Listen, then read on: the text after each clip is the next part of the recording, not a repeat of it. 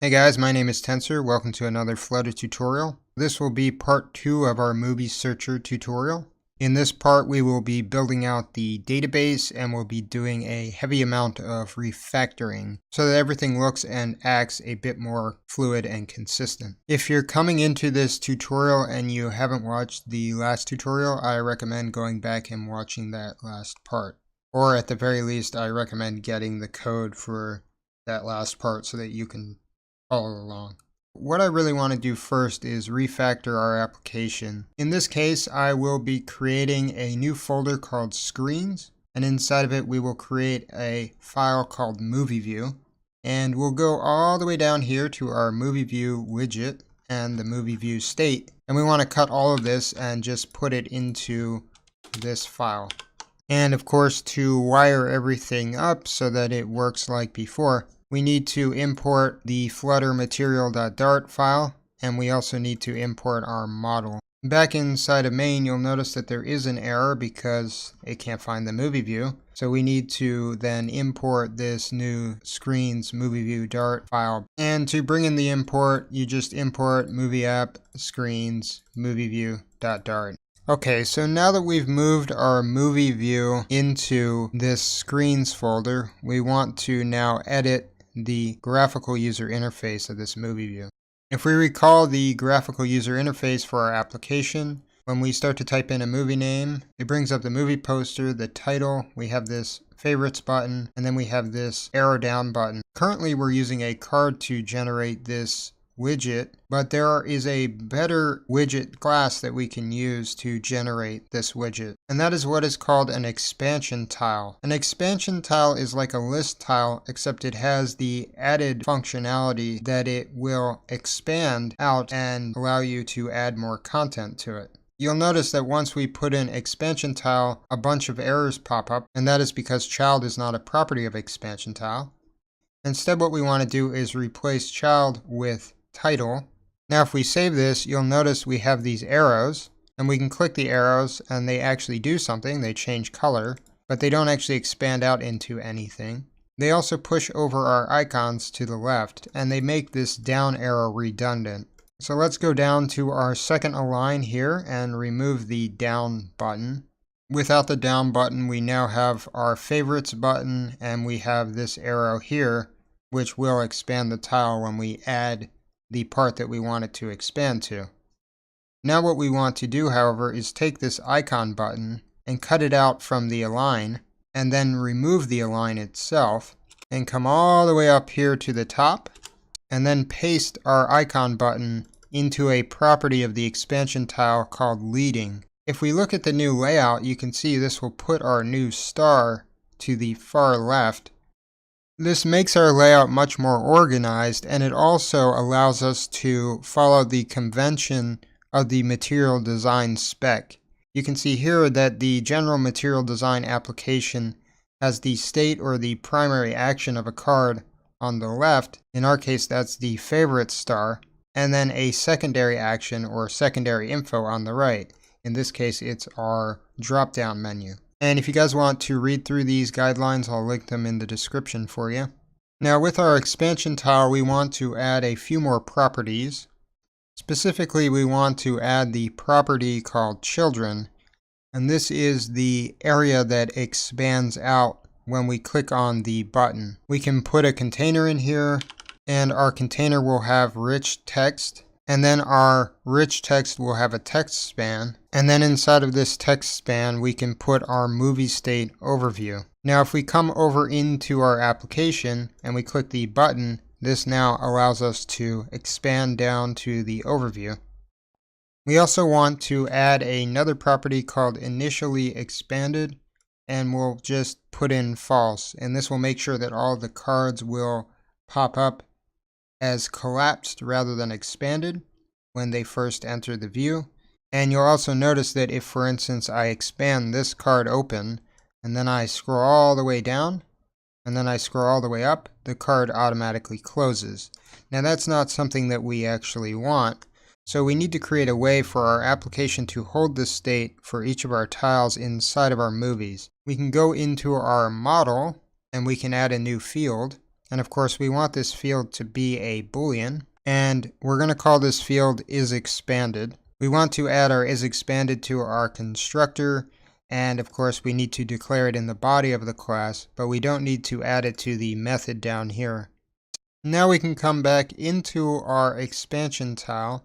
And for the initially expanded property, we can then put in moviestate.isExpanded, and we can add a null check. So if it's null, we put in by default false, and then we add the property onExpansionChanged, which is a function that allows us to return a Boolean based on whether or not the card is expanded. We want to then push it into our moviestate.isExpanded. So when it becomes expanded, this Boolean will be true, and when it collapses, the Boolean will become false. So now, if I open up this tile, and I scroll all the way down to the bottom, and then I scroll all the way back to the top, the tile stays open. So now each of our movie expansion tiles will maintain their own internal state.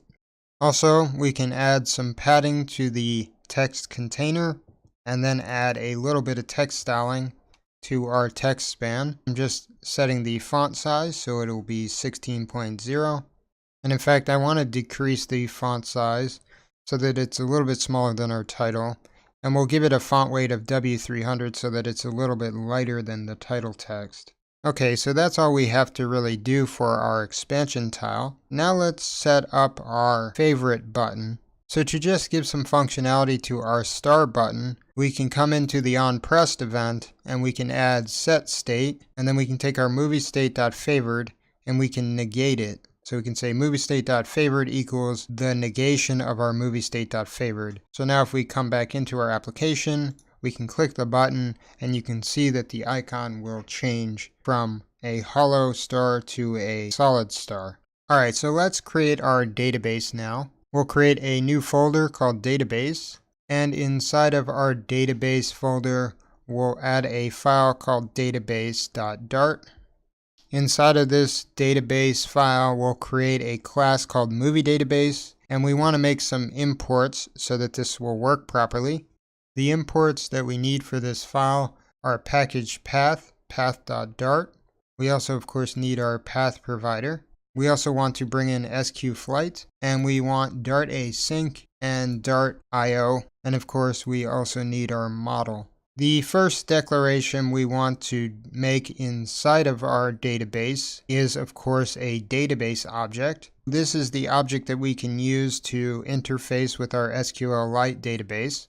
And then we want to make a getter method that will allow us to get a new instance of our database. We want to say, okay, well, if our underscore database is not equal to null, meaning if it already exists, then we just want to return it. Otherwise, we want to populate our database variable by setting it equal to a function called initDB. And of course, this function will be asynchronous, so we want to await on the function. And then we'll return the underscore DB as this object DB. We can also create an internal function. So we can say movieDatabase.internal. And then this allows us to create an instance of the movie database inside of our movie database class. And we can say, okay, well, instance equals movieDatabase.internal.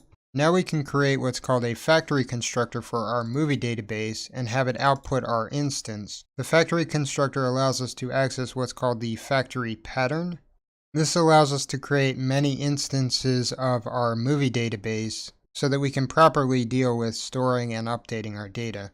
Alright, so now let's create our initDB function. So this will return a future database, and we'll use our path provider to get our documents directory. So we say, okay, directory equals documents directory, and then we want to await on get application documents directory. We'll use the join function. We'll create a string, and we'll take our documents directory path, which is the actual string of the path, and then we'll append main.db onto it. And then to actually physically create the database, we'll call open database. We'll pass in our path, which is the string to our main.db. We'll pass in the version number, and then we'll pass in an onCreate method. Then finally, we just want to return our database object, which is the DB. So now we need to create this onCreate function. And our onCreate function takes in our database, and then the version number. Inside of it, we can call await db.execute, and then we can pass in some raw SQL to actually create our database. Our piece of SQL will look like this. We'll say create table, and the table name will be movies, and I actually want this to be a capital M for movies. Then we'll have our ID, which is a string type. We'll have it be our primary key. Then we'll have our title, which will be a text type. Then we'll have our poster path, which will also be a text type. We'll have our overview, which again will be a text type. And then we'll pass in the favored, which will be a bit type. You also notice that I'm using these triple single quotes. This allows us to make multi-line strings inside of Dart. Also make sure you put these double quotes around your SQL query. That way, if I, for instance, want to break this up into multiple lines like this, the query will stay consistent. So after we execute this SQL, I'm just going to add a print statement that will say the database was created. Now we want to create functions that will allow us to manipulate the data inside of the database, as well as add data to the database. The first one of these will be called add movie, and this will be the one that we use to add our movie to our database. We want to get an instance of our database, so we say var db client equals await db, and then we can use our db client to call an insert on our database. And we want to insert on our movies table, and then we want to insert these values. Now this takes in a map, so it's actually beneficial for us to go back into our model file and create a function that allows us to convert a movie to a map. We just want to say, okay, well, we want to return a map with string and dynamic, and then we'll call it toMap. We'll create a variable called map, which will be a map of string and dynamic, and then we'll populate it by putting in the appropriate keys and the values. Now we can come back into our database file, and we can add this movie to map method into the second part of the insert. And this will convert our movie into the map and then pass it into our SQLite database. And then I'm going to add a simple print statement that will say movie added and then pass back the res. And then of course we want to return that integer. We also want to create a method that allows us to close our database. And because we want to close it cleanly, we'll do this asynchronously, and we can create a new DB client, and then we can just call DB client close, which will close the database. Alright, so now let's start adding the database functionality to our application. We can come into the top of our main.dart file, and we can import our package movie app database, and this will import our database into our main application. We then want to come down to where we have all of our global variables, and we want to create a new variable for our movie database. We can just call this db, so movie database db, and then inside of init state we want to set up our db. So we can say db equals movie database, and then we can say db.init db, and this will create our database. And in fact, let's put this above our subject stream debounce call. Then inside of the dispose function, we also want to call our close function on our database. So we can just call db.closeDB, and that way if this widget gets disposed of, it will cleanly close our database. So now to pass our database from our home state to our movie view, we can come into our movie view and we can add a new field into the movie view class. So we come into our movie view file, and of course we want to import our database.dart file, and then we can create a new final variable called database, and then in the constructor we can pass in this .database. And now we can go back into our main file, and where we're creating our new movie view, we can then pass in our database. Then if we come back into our movie view file, we can come down here and we can create a movie database, call it db, and then in the init state function, like we did with our movie state, we can say db equals widget.database. We can then come down to where we have our icon button, and inside of the onPressed event, we can then add db add movie, and then pass in our movie state. And this will make it so that when we click the star, it will add the movie to our database. So now if we come into our movie searcher and we click star on one of these titles, you'll see here it will say movie added 6. Now of course we will run into a problem, because if we click this again, it will try to add the movie once again. And then of course if we click it again, it will then try to add the movie yet again, which will of course try to overwrite the movie. So we need to create functionality that allows us to delete the movie from the database. So to fix this, we need to create functionality that allows us to delete the movie from our database when a user clicks the star and unfavorites the movie. So now we can go back into our database file and we can create our delete movie method. This takes in a string, which we'll call our ID, and then of course it's going to return a future int. We want to get our DB client, and then we want to call delete on DB client. Now if we were just to pass in the table name, this would delete the entire table. The SQLite plugin comes with a lot of really nice features that allows us to execute fairly complicated SQL queries without having to actually write out the SQL. Because we just want to delete the one movie from our database, delete from the movies table where the ID equals question mark, and then we pass in the string here to get that specific ID, and then delete that row from our database. And then to finish off this method, I'm just going to put in a little print statement that will say movie deleted, and then we'll just return the result as well. If we come back into our movie view file, we can now change the onPressed function to work properly.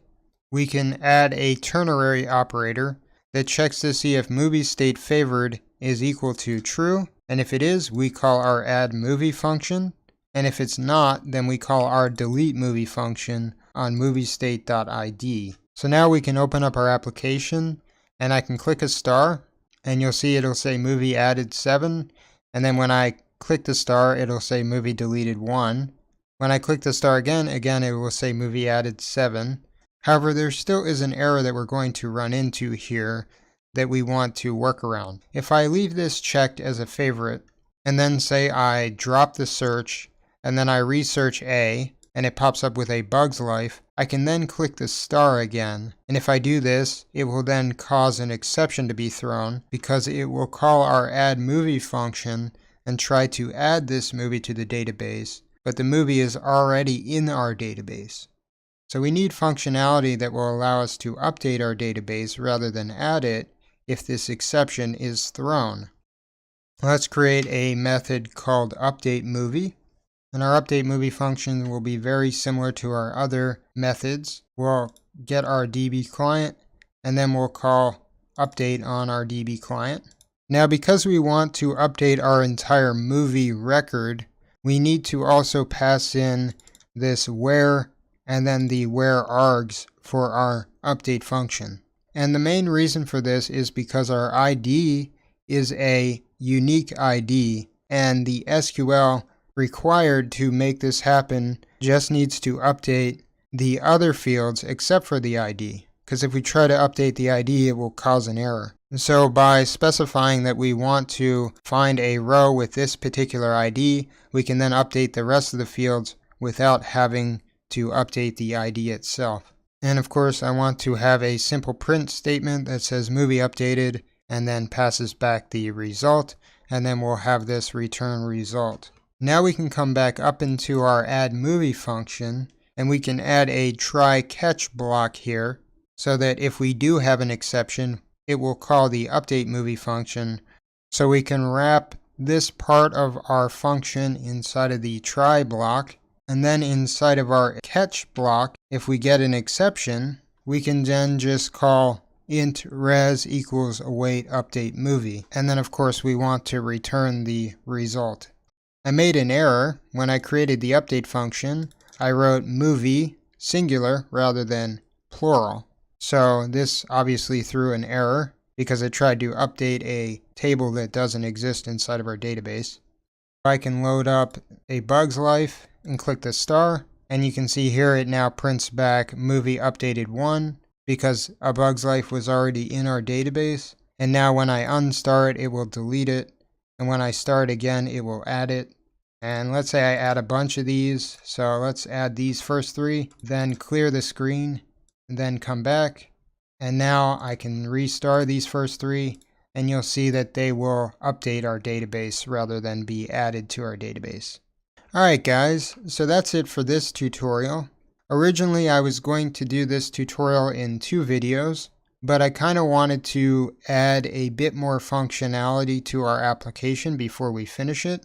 So in the next tutorial we will create a page that will allow us to display the favorites, and we'll add a few more things to sort of polish off this application. Alright guys, if you enjoyed this tutorial, feel free to like and subscribe. If you have any questions or comments, feel free to leave them in the box below. And if you disliked the video, then by all means, downvote it as much as you like. Have a good day.